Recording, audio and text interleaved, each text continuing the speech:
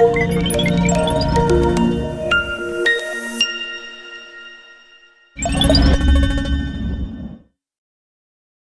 am going to show you how to hack Airbnb to make your listing stand out from the crowd. Now, first things first, the most important thing that you need to do is you've got to crack two things. Number one is your title, and number two are your pictures. Now let's just back up for 1 second and let's go into Airbnb. I'm going to do a search for Bali, Indonesia.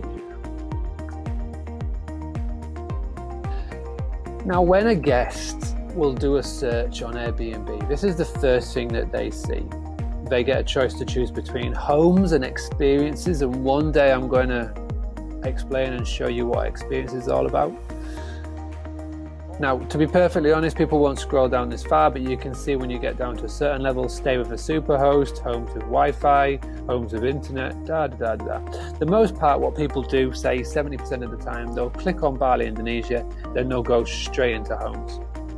What they'll then do is they'll go through here to get their dates and whatnot. So let's just do this for an example. I'm going to come from here to there.